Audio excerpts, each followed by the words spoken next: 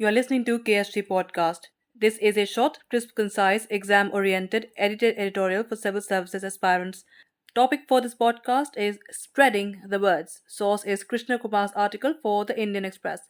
Sometime during the mid 1980s, two nouns silently rolled into India's academic world. They were potent agents of change. Over the years, they ushered the nation into postmodern ways of talking. In its homes and hearts, the country at that time was still struggling to deal with the demands of modernity.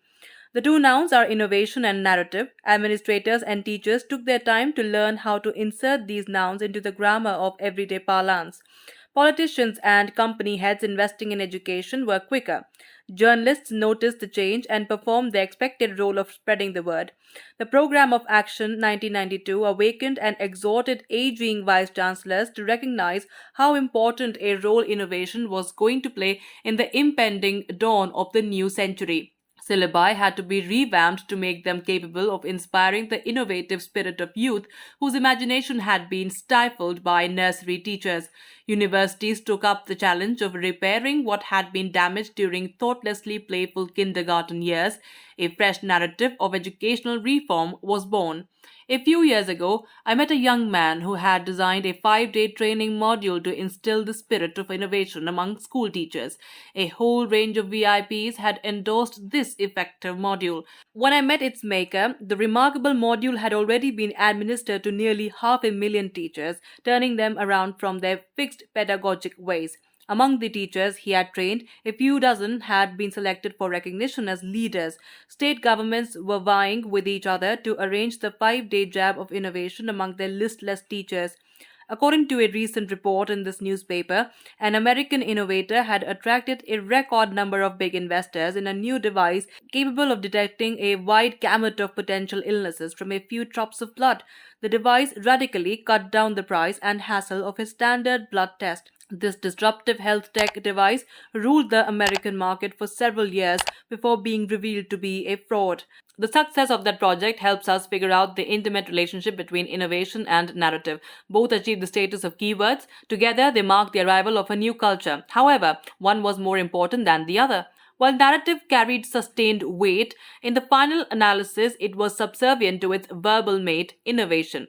That is where the new goal of teaching and research lay, in sculpting a mind that could habitually innovate in any sphere of choice, including the art of creating a narrative.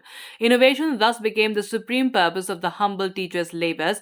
Universities set up cluster resource centers where exam-weary youngsters might seek refuge to assemble a new device or invent a solution for an old nagging problem.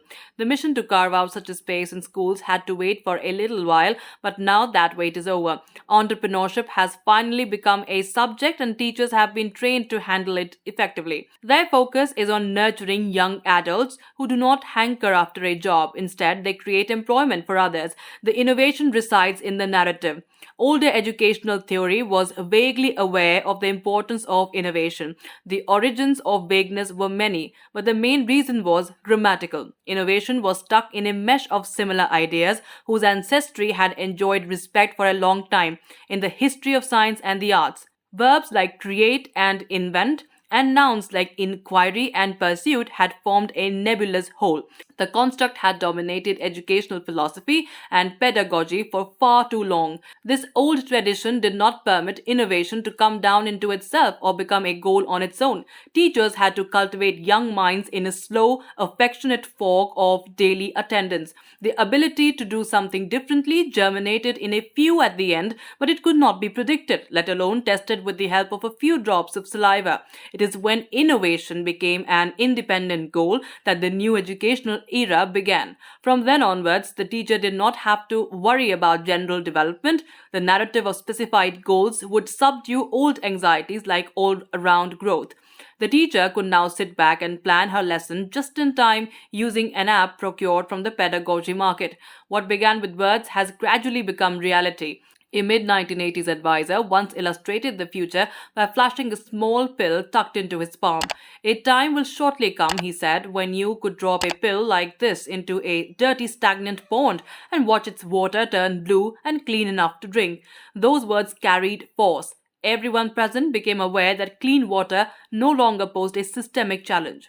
A well-honed capacity to innovate tops the list of 21st century skills to be taught in institutions of higher learning. This title also dates from the mid 1980s. Apparently, there was something magic in the air of that period.